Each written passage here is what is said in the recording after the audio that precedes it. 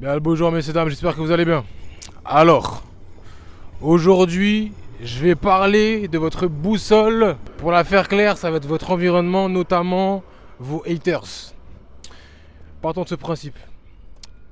S'il y a des personnes autour de vous, dans votre entourage, qui n'ont pas ce que vous désirez profondément, ce que vous voulez, mais qui arrivent malgré tout à ouvrir leur bouche concernant vos propres actions, vos propres ambitions, c'est que vous êtes dans la bonne direction. Si à chaque fois vous gravissez une étape, ces personnes-là ouvrent leur bouche alors qu'elles n'ont aucune légitimité de le faire, vous êtes dans la bonne direction. Ce que je veux dire par là, c'est que la vie est fait d'épreuves, la vie est faite de difficultés, et pour atteindre et mériter ces fameuses épreuves, on se doit, entre parenthèses, de par notre société, de se confronter à nos proches. Par confrontation, il n'y a pas forcément quelque chose de vraiment frontal, mais plutôt une confrontation d'idées. Au niveau de leurs idéaux, ils ne seront pas du tout en adéquation avec les vôtres, notamment si vous êtes ambitieux. Parce que, qu'on le veuille ou non, lorsqu'on est vers le chemin de la réussite, on va souvent croiser la médiocrité en chemin, si je peux dire. La médiocrité qui sera représentée par les fameux obstacles que l'on rencontre.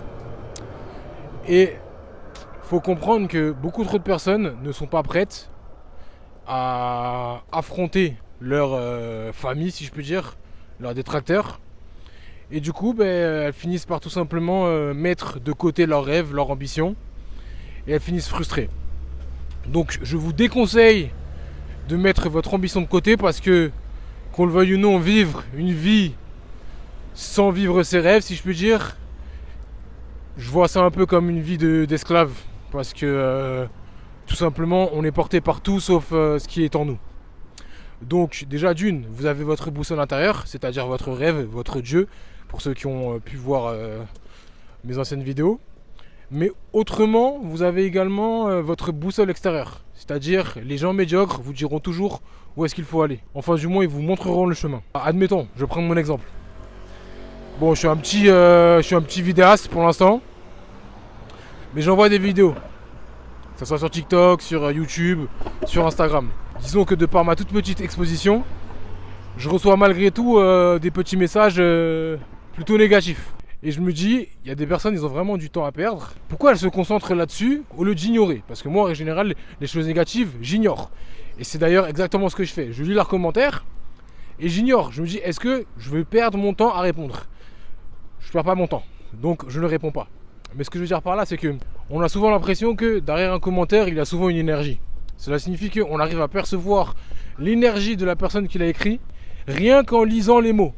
Avec les mots qu'il emploie, on arrive à savoir quelle personne il est derrière son écran. Et c'est en ça où, au final, on se dit, bon, je vais l'ignorer parce que si c'est pas porté de bonne intention, à quoi ça sert?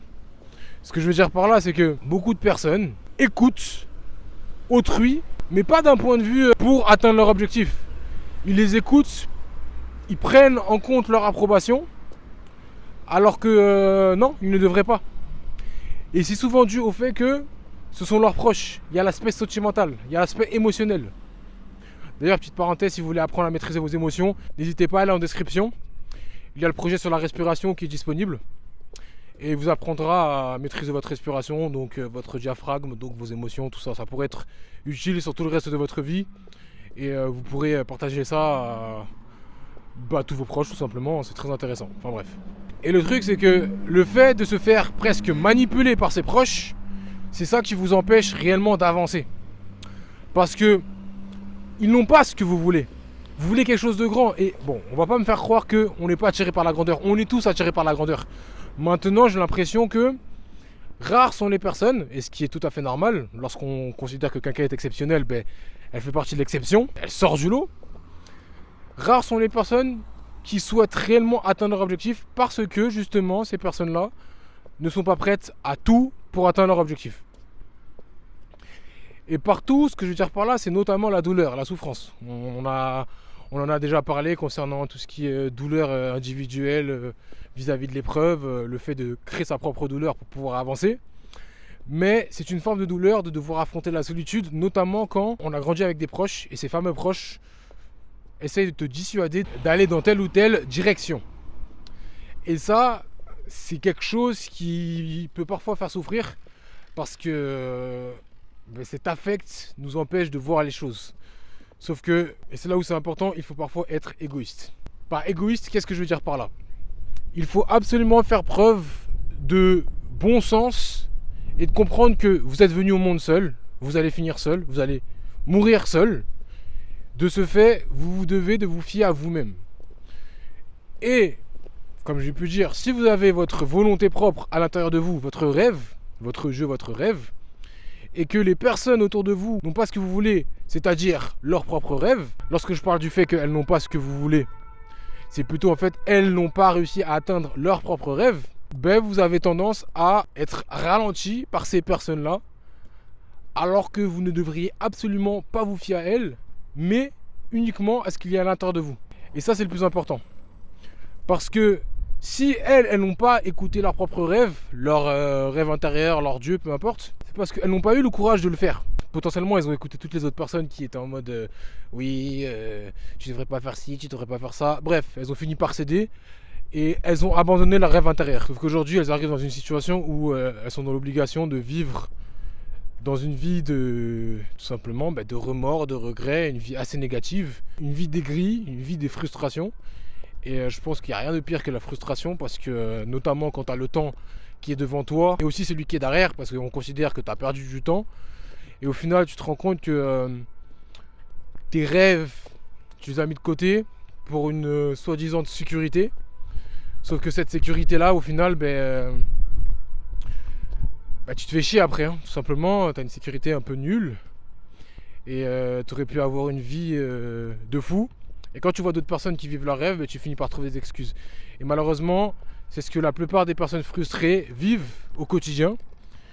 Elles n'arrivent pas à comprendre que elles auraient dû continuer, elles auraient dû se battre et elles auraient dû quasiment être prêtes à mourir, si je puis dire, pour atteindre leur objectif, parce que lorsqu'on a une vie, on doit être prêt à mourir pour elle. Enfin, après, ça c'est mon avis. Tout ça pour dire que les, entre parenthèses, vos détracteurs vous diront toujours où aller. Si vous ne savez pas où aller, écoutez ce qu'il y a à l'intérieur de vous. C'est déjà la première direction, votre boussole intérieure. Et en plus de cela, il y a l'indication de votre boussole extérieure qui sont les haters, si je puis dire. Les gens qui ne vous aiment pas ou qui n'aiment pas ce que vous faites ou qui aimeraient que vous soyez ci ou que vous soyez ça. En général, ils vous disent simplement, en gros, hein, c'est un signal d'alerte. Ils vous disent je n'aime pas trop comment tu brilles. Donc, brille moins s'il te plaît parce que tu me fais rappeler que moi j'ai abandonné mes rêves. Donc ils ont honte, donc ils préfèrent vous rappeler que vous n'avez pas à briller autant en leur présence parce que malheureusement ils se sentent mal. Parce qu'au final, tout simplement, ça leur rappelle que, excusez-moi du terme, mais ils se sentent un peu comme des merdes. Et malheureusement, c'est mon avis, hein, c'est un peu le cas. Parce que tu mettes de côté tes propres ambitions, c'est une chose. Mais que tu essayes d'entacher les ambitions de quelqu'un d'autre, ça c'est vraiment une forme de lâcheté. Et je suis désolé, mais c'est considéré comme une merde selon moi parce que ta vie c'est ta vie et commence pas à influencer les gens négativement. Tu peux les influencer positivement, même si je considère que c'est pas influencer, c'est plus inspirer. Mais essayer de mettre quelque chose de négatif parce que tu es toi-même négatif à l'intérieur, de toute manière, les gens en règle générale, lorsqu'ils parlent, tu ressens quelles sont leurs énergies. Tu ressens l'énergie de la personne rien que de par les mots qu'elle emploie. Tout comme le message et les commentaires. De ce fait, n'hésitez pas, d'ailleurs, essayez de percevoir un peu les énergies environnantes des personnes avec lesquelles vous communiquez. Lorsqu'on dit oui, on n'est pas du tout sur la même longueur d'onde, c'est très parlant, on va pas se mentir, ça en dit long. Bref, ça va pas durer plus que ça. Mais ce que je veux dire par là, c'est que si vous avez des haters, si vous avez des gens qui vous détestent, c'est très bien, messieurs, dames. Continuez, vous êtes sur la bonne route. Je vous dis à demain. Oui, bien sûr, vous avez raison.